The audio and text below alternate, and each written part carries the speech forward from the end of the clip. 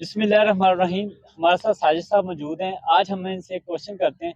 سر ہمارے پاس پیسے ہیں، علم ہے، دولت ہے، ہر وہ چیز ہے جس کی وجہ سے آپ کہہ لیں کہ انسان کامیاب ہو سکتا ہے، لیکن ایک مائنڈ سیٹ نہیں ہے کہ انسان ترقی نہیں کر پاتا.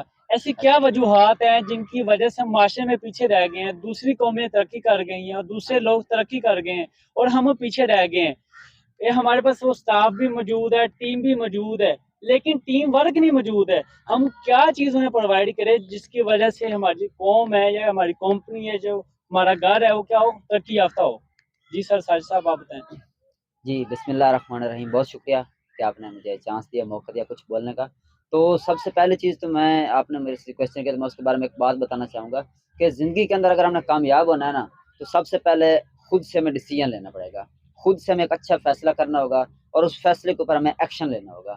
اب ایکشن لینے کے لیے ہمیں ایک چیز کا خاص خیال رکھنا ہوگا کہ سر ہمارے جو ارد گرد کا ہمارا جو ماحول ہے، جو معاشرہ ہے، ہمارے سارے جو ارد گرد کے لوگ ہیں، وہ ایک خوف و حراست پھیلانے والے ہیں. ڈرپوک قسم کیا ہے کہ ہمارے اندر بھی کیا ہے، وہ جو ان کے اندر ڈر ہوتا ہے وہ ہمارے اندر ڈر پیدا کر دیتے ہیں. اب ہمیں کرنا کیا ہوگا کہ جو ہم نے فیصلہ کیا ہے، جس چیز کے اوپر ہم فیصلہ کر کے ایکشن لے رہے ہیں، اب پھر ہمیں اس کے اوپر ڈٹے رہنا ہوگا. اس کے لیے ہمیں ادھر ادھر کے ناکام لوگوں کی باتیں نہیں سننی ہوگی، ہمیں خود کی کرنی ہوگی. اگر ہمارا خود کا فیصلہ ہے تو اس کے اوپر ہم نے کامیابی کے لیے ہم نے خود کو ڈٹنا پڑے گا.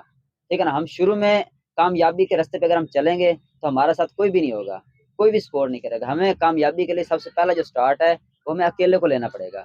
ٹھیک ہے نا. ادھر ادھر معاشرے سے ہمیں بچنا پڑے گا. سب سے پہلی چیز معاشرے کے اندر جن میں ہم سب سے زیادہ گھر والوں کے ساتھ رہتے ہیں، ہمارے فیملی ہے، بہن بھائی ہیں، والدین ہیں، سر وہاں سے بھی ہمیں یہ خوف و راز سننے کو ملتا ہے. ہم کچھ بڑا کرنے لگے وہ کہتے ہیں نہیں تو نہیں کر سکتا. ٹھیک ہے نا. گھر میں ہم بیٹھے ہوتے ہیں، کوئی بات کر دیں وہ ہمیں وہیں پہ دبا دیتے ہیں، کہتے ہیں چادر دیکھ کر پاؤں پھیلاؤ. کیوں نہ سر ہم چادر ہی بڑی کر لیں، بازار سے تو بڑی قسم کی چادریں ملتی ہیں نا، تو ہم چادر کو ہی بڑا کر لیں. تو وہاں پر ہمیں یہ جملے سننے کو ملتے ہیں، کہتے ہیں یہ شکل دیکھی ہے، وہ جو مطلب کہ جملہ ہے وہ بولنا نہیں چاہوں گا کہ لیکن پھر میں بول دیتا ہوں کہ گدے کی صورت شکل امورت، اس طرح کے مطلب کہ جملے، چادر دیکھ کر پاؤں پھیلاؤ، ٹھیک ہے نا، چھوٹا منہ بڑی بات، اس طرح کے جملے ہمیں وہاں سے سننے کو ملتے ہیں. سر ہمیں سب سے پہلے کرنا یہ ہوگا کہ ہم گھر میں بیٹھے ہیں، بے شک ہمیں کوئی باتیں کر رہا ہے تو ہم کان بند کر لیں. Very good, very good. وہ ان کی سننے ہی چھوڑ دیں. ٹھیک ہے. وہ بول رہے ہیں، بولنے دیں.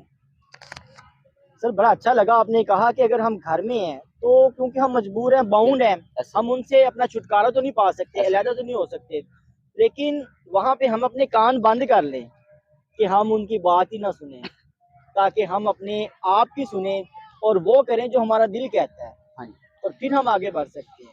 جی سر. میں اسی بات کو آگے بڑھاتے ہوئے ایک چھوٹی سی آپ سے اپنا سٹوری شیئر کرنا چاہتا ہوں کہ دو بچے تھے، ایک 10 سال کا تھا، ایک 12 سال 13 سال کا، مطلب ایک تھوڑا چھوٹا لڑکا تھا. وہ دونوں آپس میں دوست تھے، ایک بڑا دوست تھا اس کا. اب وہ ایک جگہ پہ جاتے ہیں تو کھیلنے کے لیے جاتے ہیں، تو وہ جو بڑا بچہ ہوتا ہے نا وہ کنویں میں گر جاتا ہے. Wyatt for next part.